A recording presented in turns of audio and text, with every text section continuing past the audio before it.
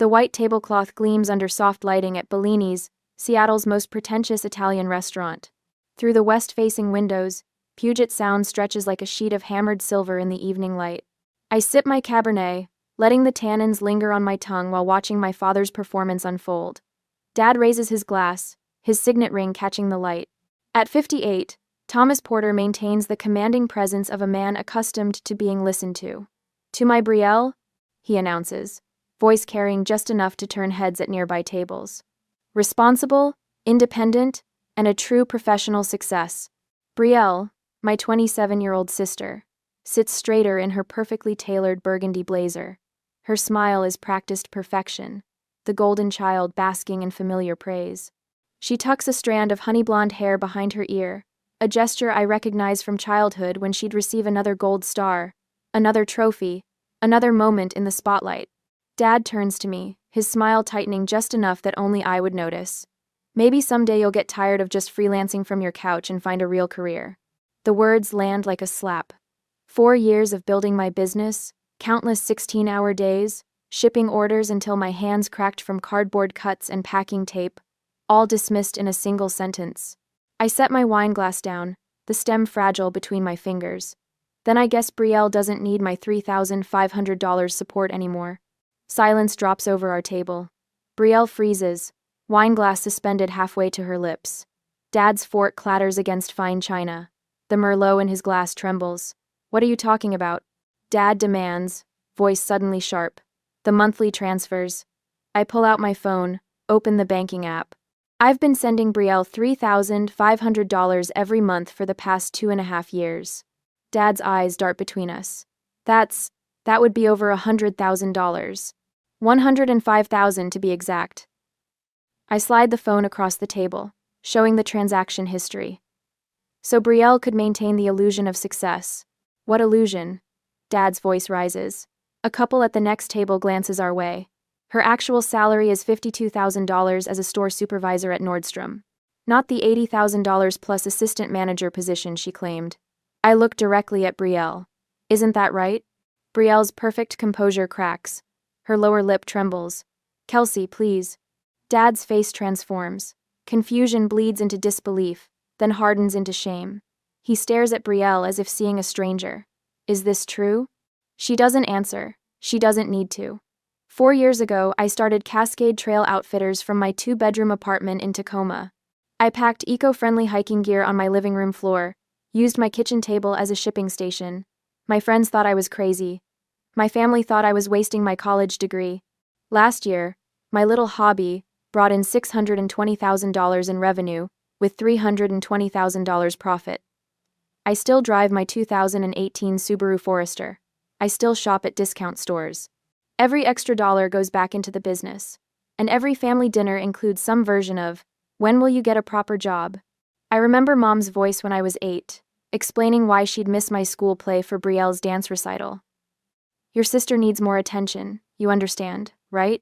I did understand, just like I understood when I helped Brielle buy her college textbooks, just like I understood when I covered her first apartment security deposit, just like I understood when she called crying about credit card debt 2.5 years ago. I've spent a lifetime supporting others while accepting undervaluation. I've enabled Brielle's fantasy while hiding my own success. Not anymore. Brielle's tears start right on schedule. The familiar manipulation tactic that worked on our parents, on teachers, on boyfriends, on me. "Please don't cut me off, Kelsey," she whispers. "My rent's due Friday." I open my banking app again, navigate to recurring transfers. Then it's time you start living like someone who earns $52,000, not $150,000. I tap cancel recurring transfer and hold up the phone so they can both see the confirmation. Dad watches in stunned silence as 30 years of family dynamics shift before his eyes. "You've been lying to us," Dad finally says to Brielle, his voice hollow. "Not lying, exactly." Brielle's mascara smudges beneath her eyes. "Just stretching the truth." While stretching my bank account, I add. Dad turns to me, confusion etched in the lines around his eyes. "Why would you do this? Give her this money while letting us believe that I'm the failure and she's the success?" I smile without humor. "Good question. One I've been asking myself for 2.5 years. I stand, dropping my napkin beside the untouched tiramisu. I should go. I have a shipment of hiking poles arriving tomorrow. My little freelance job, you know? The restaurant seems quieter as I walk away, as if everyone can hear the glass house of lies shattering behind me. Later that night, my key fob clicks as I lock the Subaru. The parking lot concrete glistens with fresh rain, Seattle's perpetual gift. Inside my apartment, I kick off my boots and drop my bag on the kitchen counter. The tiramisu I'd been looking forward to all week remains uneaten, a $12 casualty of tonight's family implosion. The clock on my microwave reads 9:17. Too early for bed, too late to pack orders. My mind refuses to settle after the restaurant scene. I wander into my home office, the converted second bedroom of my apartment where Cascade Trail Outfitters began. I sink into my desk chair and open my laptop. The Excel file labeled Porter Family Support stares back at me. 2.5 years of transfers, each one a $3,500 monthly reminder of my inability to say no. My fingers hover over the keyboard. A few clicks and I'm scrolling through Brielle's Instagram page. The evidence I've deliberately ignored floods the screen. March 2023. Brielle posing outside Nordstrom's employee entrance. Caption: Big promotion day. Assistant manager. Career goals. Making moves. April 2023. Champagne flutes clink together at the Nest rooftop bar. When your bonus hits just right. Work hard, play hard. Seattle sunset. June 2023. Close-up of a Gucci purse. Treat yourself, boss lady. Worth it. The dates align perfectly with my bank transfers. Each celebration, each purchase, each career milestone, funded by money I earned packing hiking backpacks until my shoulders ached. I navigate to my email, search, Brielle plus help. The original message appears, dated the 17th of January 2023. Kelsey, I hate asking this, but I'm drowning. Credit card debt hit $18,000 and I'm 2 months behind on rent. I'll lose my apartment. Just need help for a few months until I get my finances straight. Please don't tell Dad. Love you, B. A few months. The phrase burns in my chest. I remember the phone call that followed. Brielle sobbing about predatory interest rates, promising to create a budget, swearing she'd pay me back. My phone buzzes with a text notification. Brielle, you've ruined everything. I can't believe you humiliated me like that. I toss the phone onto my desk. The screen lights up again. Brielle, call me. We need to figure this out before my rent is due. I ignore it and pull up a folder of credit card statements Brielle sent me when requesting that first loan. The spending pattern jumps out now. Restaurants, clothing stores, weekend trips to Portland and Vancouver. Not the spending of someone in temporary trouble, but someone living beyond their means by design. After my first transfer, her spending didn't decrease. It escalated. Spa weekends, designer purses, Sunday brunches at rooftop restaurants, while I ate peanut butter sandwiches between packing orders. My chest tightens as the full picture comes into focus. The deception wasn't a spontaneous lie. It was a calculated, long-term strategy. Dad's voice echoes in my mind. Responsible, independent, and a true professional success. The same words he's used at family gatherings for years, while glancing at me with barely disguised disappointment. Dad, the enabler. Brielle, the deceiver. The perfect team, reinforcing a family mythology where appearance trumps reality. I open another folder on my desktop. Business expansion. Inside, a detailed plan for taking Cascade Trail Outfitters international. Shipping costs to Canada and the UK. Website translation services. Inventory increases. Marketing and foreign currencies. The projected cost for Phase 1, $35,000. Almost exactly what I would have sent Brielle over the next 10 months. This isn't cruel, I whisper to the empty room. It's necessary for both of us. For the first time in my adult life, I consider what might happen if I invested fully in my own success instead of smoothing family dynamics. The thought feels foreign, almost forbidden. My phone rings. Martha, my business mentor. I hesitate before answering. Kelsey, you okay?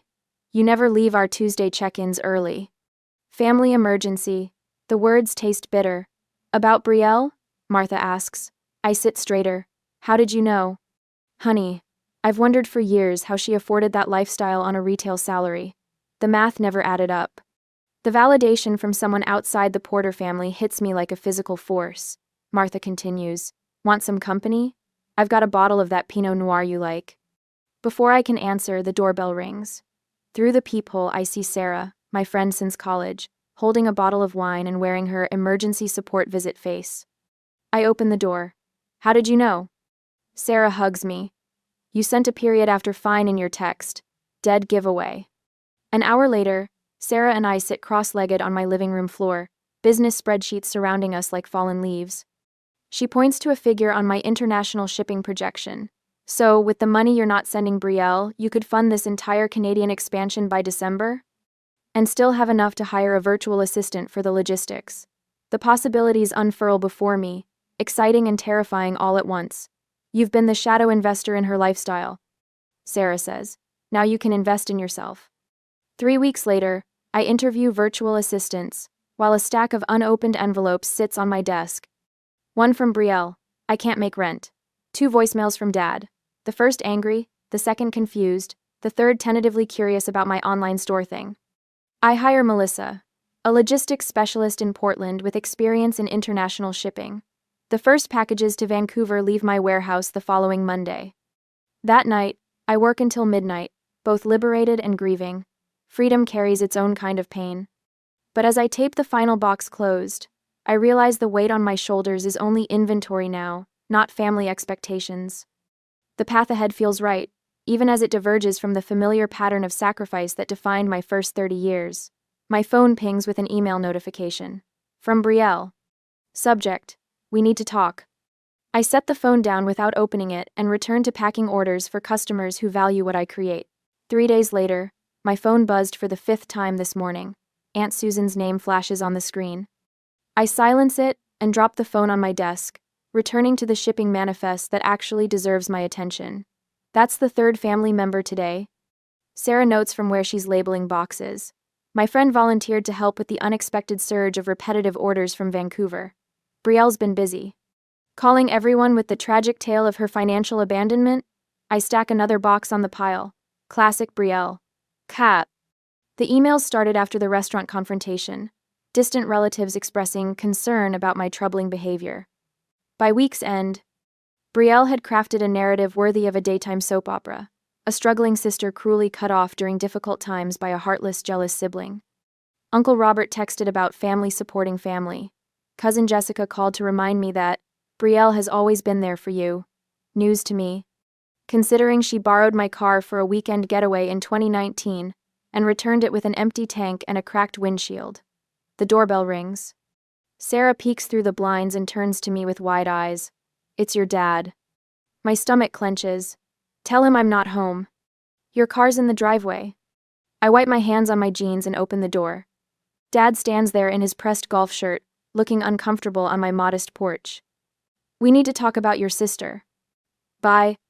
I step aside to let him in. I'm in the middle of packing orders.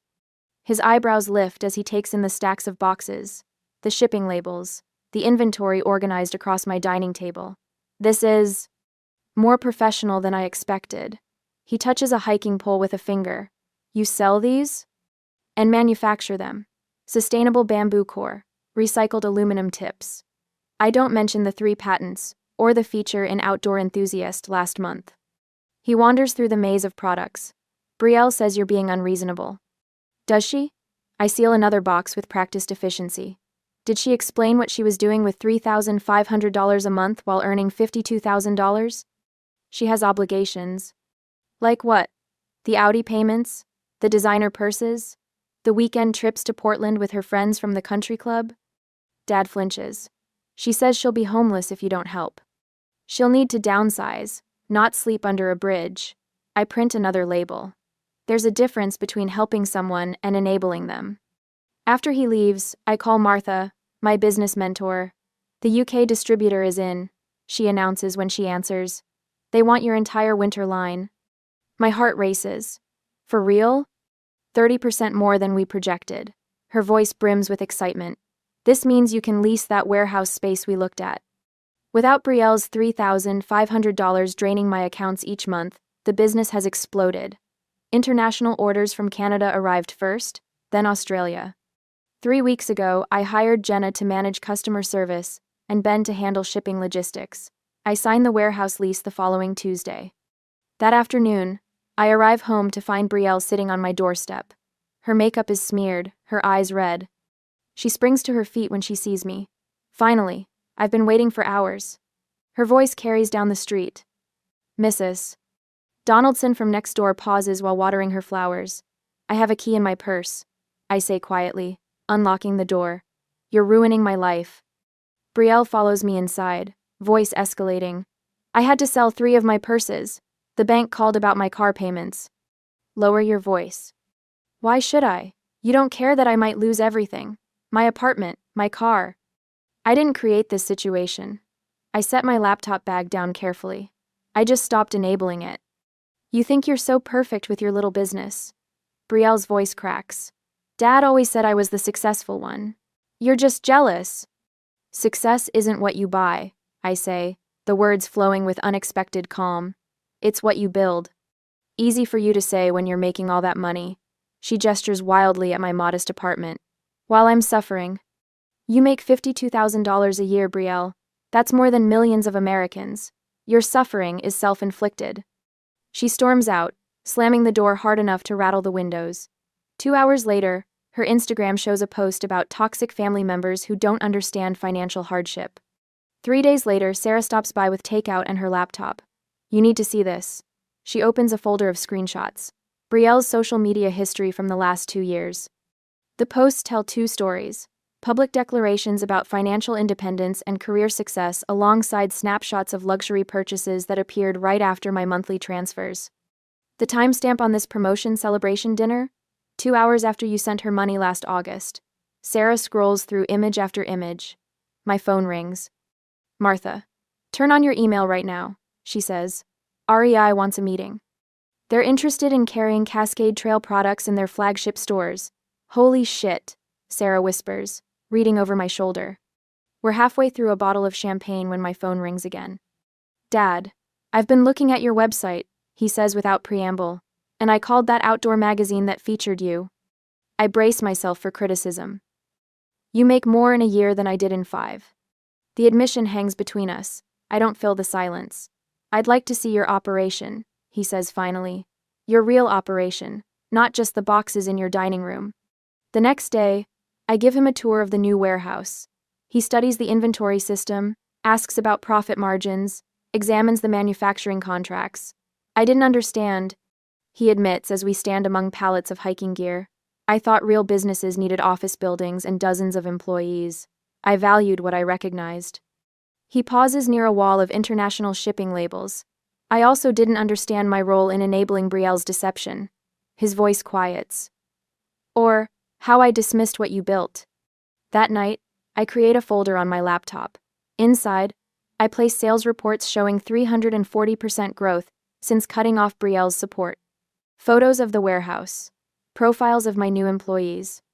A parallel folder contains screenshots of Brielle's lifestyle changes, the Toyota replacing her Audi, the scaled-back social posts, the sudden interest in budget-friendly fashion finds. My email pings with a new message from Dad. Subject line.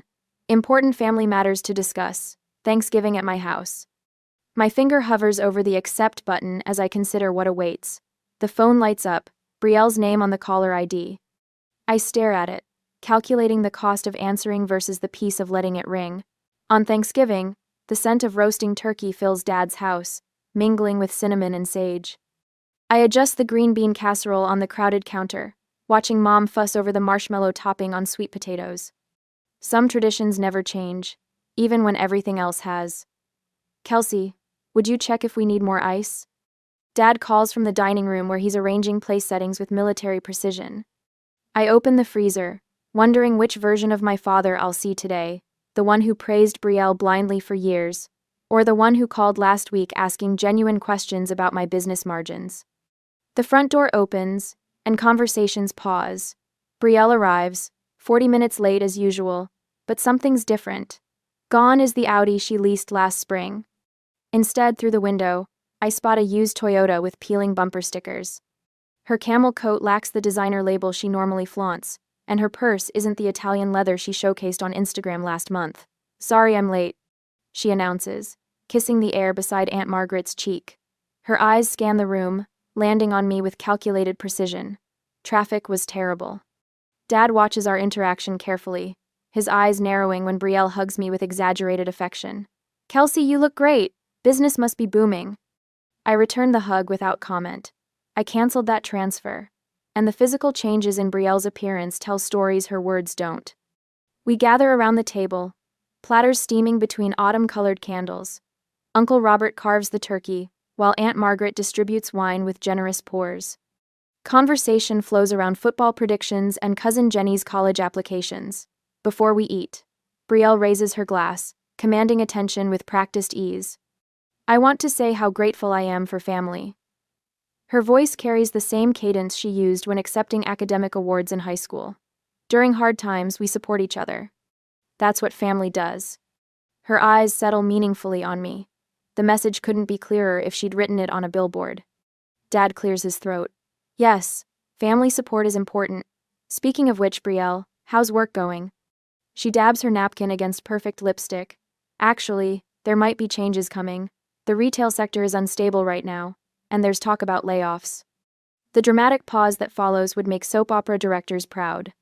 Her gaze slides to me again, expectant. That's odd, Dad says, his fork suspended midair. I called your manager at Nordstrom last week. The dining room falls silent. Even Uncle Robert's knife stops mid-slice. You did what? Brielle's voice pitches higher. I spoke with Karen Wilson. Interesting conversation. Dad sets down his fork with deliberate care. She mentioned you've been a store supervisor for 3 years, never an assistant manager. Color drains from Brielle's face. Dad, why would you? Because I wanted to understand. His voice holds no anger, only weariness. Since that dinner at Bellini's, I've been investigating what else I believed without question. Aunt Margaret leans forward, eyes darting between them. What's going on, Thomas? Ask Brielle, Dad says, about her corporate success stories. All eyes turn to my sister. Her fingers tremble against her water glass. The economy's been difficult, she attempts, voice wavering. Everyone stretches the truth on social media. Stretches the truth? Uncle Robert repeats, eyebrows climbing toward his receding hairline. You mean those Facebook posts about your corporate success weren't true? The executive retreats in Vancouver? It wasn't exactly untrue, Brielle defends. I was working toward that position. Aunt Margaret studies Brielle's wrist where a watch glints in the candlelight.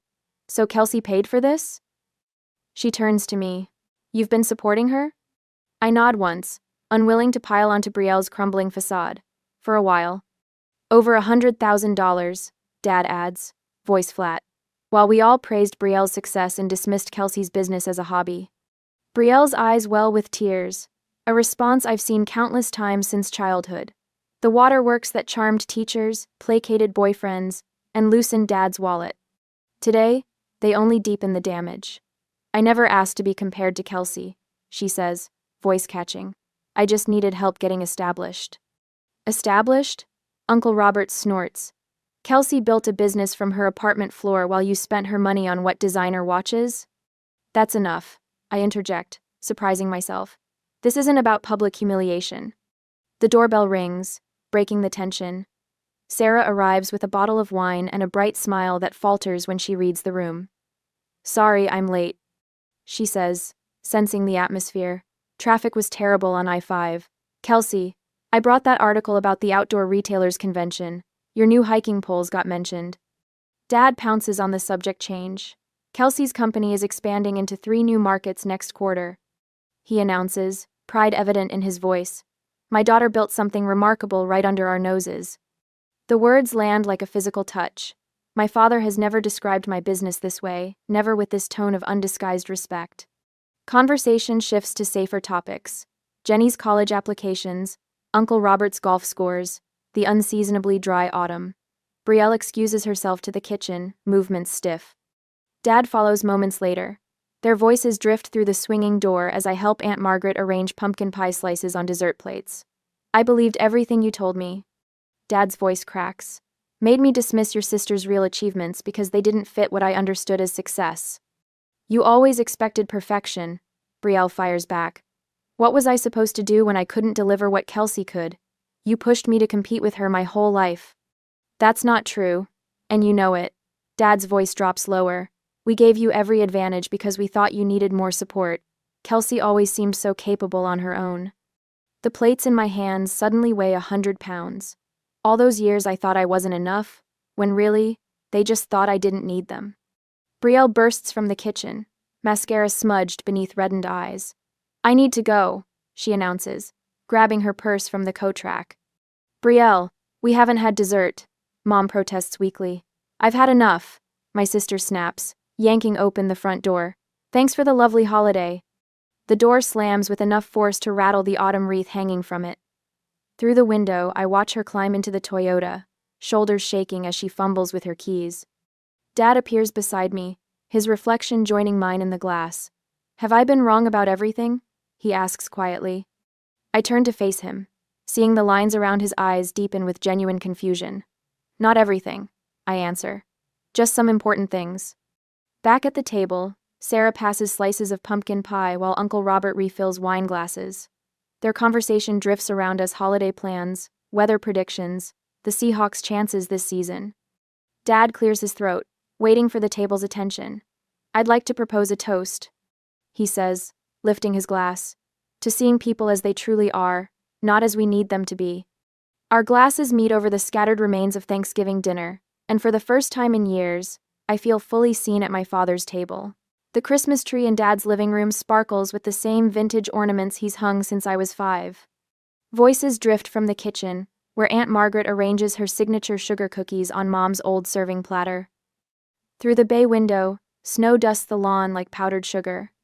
I adjust the lid on the wooden box I brought, wondering if I've made the right decision. 2 weeks before Christmas, and the family has gathered for our traditional pre-holiday dinner. Perfect timing for Brielle's latest performance. Everyone? Brielle stands in the archway between the living room and dining room, her voice carrying that practiced lilt that once fooled everyone. I have an announcement. The room quiets. Uncle Robert lowers his eggnog. Cousin Stephanie stops arranging presents. Dad watches from his armchair, his gaze more measured than it once was. I've enrolled in business courses at the community college, Brielle announces, her smile bright but her eyes tracking reactions. Winter semester starts next month. Aunt Margaret claps her hands. How wonderful, dear. I reach for my sparkling water, avoiding eye contact. It's not cheap, though. Brielle continues, voice softening to that familiar tone that signals a request is coming. The books alone are almost $400. And there it is. The subtle implication hovers in the air like cigarette smoke. Just a little help needed, just this once, especially since it's for education. Dad shifts in his chair. Unlike the old days, he doesn't immediately reach for his wallet. Instead, he watches me, waiting. Aunt Margaret slides onto the couch beside me, her hand patting my knee. Family helps family, Kelsey, especially during Christmas. The scent of her white shoulders perfume fills my nostrils as she leans closer. It's just textbooks, nothing extravagant. Uncle Robert clears his throat from across the room. You've done well for yourself lately. Surely you could spare a little for your sister's education? His glasses slide down his nose as he peers over them at me. Christmas spirit and all that. My throat tightens. The familiar pressure builds the expectation that I'll cave, that I'll write another check, that I'll keep the peace. Brielle stands near the fireplace, her posture carefully crafted to appear humble. The oversized cashmere sweater is new Target, not Nordstrom, her first concession to her actual budget. Her expression reads as someone trying to improve herself, someone worthy of investment. Every eye in the room watches me, waiting for my response. The weight of their expectations presses against my chest. Actually, I say, standing up, I'd like everyone's attention for a moment.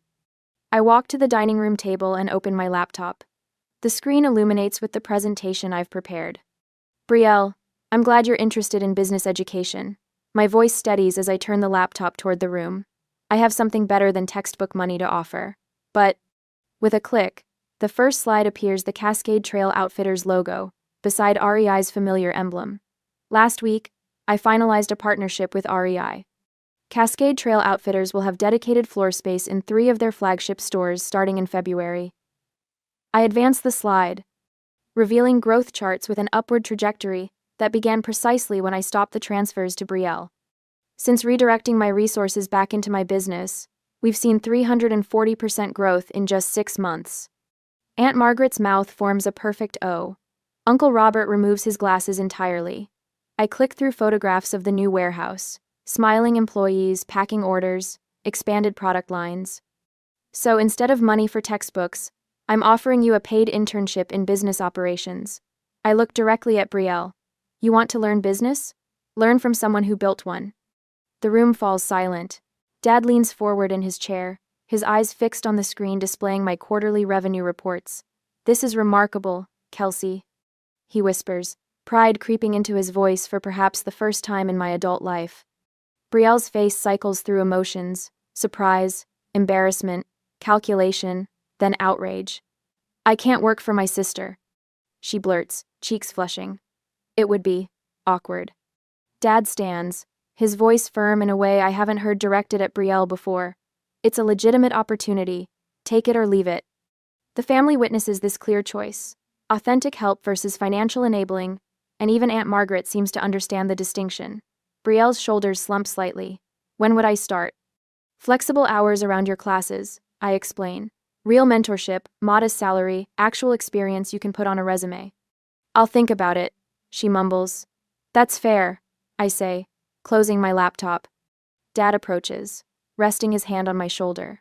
I've been introducing Kelsey to friends as my entrepreneur daughter, he announces to the room, his voice carrying more than necessary. Should have done it years ago. Uncle Robert peppers me with questions about small business loans. Aunt Margaret asks if I can recommend investment options for her retirement account. Cousin Stephanie wants to know if I have any openings in marketing. Brielle retreats to the kitchen, the spotlight having shifted completely away from her for perhaps the first time at a family gathering. Later, as we gather around the table, Dad raises his glass. To the future of our family, may we all learn from Kelsey's perseverance and honesty. Beneath the table, Brielle's hand finds mine, not grabbing, not demanding, but a gentle acknowledgement. When I look at her, something has shifted in her eyes. Something real. I'll start after New Year's, she whispers. If the offer still stands. I squeeze her hand once before letting go. It does. The wooden box I brought sits by my plate inside, a business planner with Brielle's name engraved on the cover, and a keycard to the warehouse office. Not a handout, but a hand up. Dad catches my eye across the table and nods once. A small gesture carrying the weight of 30 years of misunderstanding finally set right. The Christmas lights reflect in the window behind him, stars in a dark universe finally aligned. 6 months later, the giant red scissors feel substantial in my hands as I stand before the glass storefront of Cascade Trail Outfitters' first flagship location in downtown Seattle. A crowd has gathered: loyal online customers, local business owners, and a reporter from the Seattle Business Journal who's writing a feature on eco-friendly success stories. Ready? Martha whispers beside me, her silver hair catching the spring sunshine. I nod, scanning the crowd until I find them. Dad and Brielle, standing side by side near the front. Dad gives me a thumbs up. Brielle offers a genuine smile, no trace of the practiced perfection she once maintained. Her honey blonde hair is pulled back in a simple ponytail, and she wears a Cascade Trail Outfitters staff polo earned, not gifted, the ribbon parts with a satisfying snick.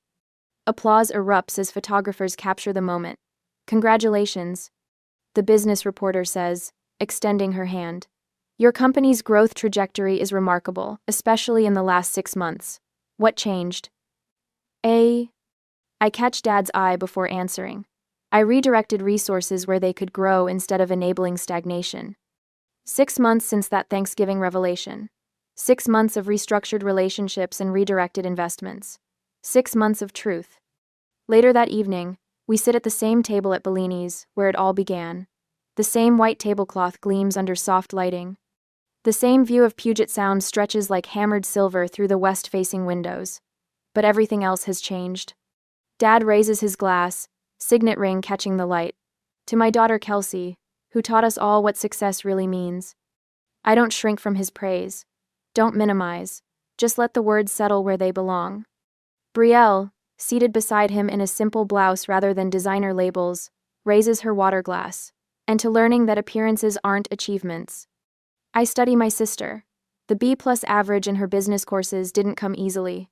Neither did downsizing to an apartment she can actually afford on her Nordstrom salary. Deleting her social media accounts might have been hardest of all those carefully curated galleries of false prosperity. The $105,000 was worth it, I say, surprising them both. Dad frowns. How can you say that, after what Brielle did? Because I learned what I'm worth. I take a sip of Cabernet, letting the tannins linger on my tongue, and what I'm not willing to sacrifice for approval anymore. Back at the warehouse next Tuesday, Dad arrives for his weekly visit. Since January, he's been volunteering his accounting expertise to help local startups navigate tax season. Today, he's brought lunch his famous roast beef sandwiches, the kind he made for our school lunches in the 1,990 seconds.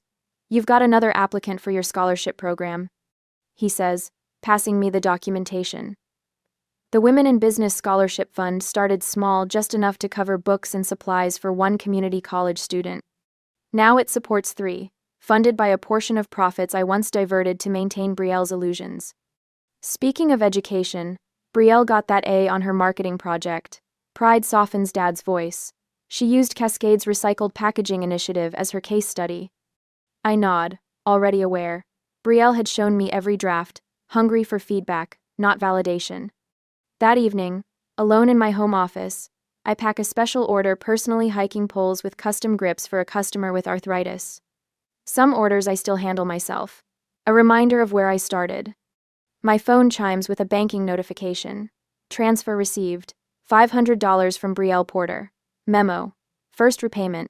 A small gesture, but one that represents a massive shift.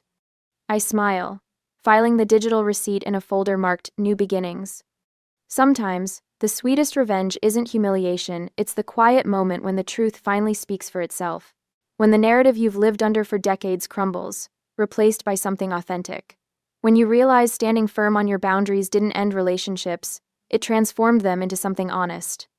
And in that honesty, something unexpected blooms. Not resentment, not superiority, freedom.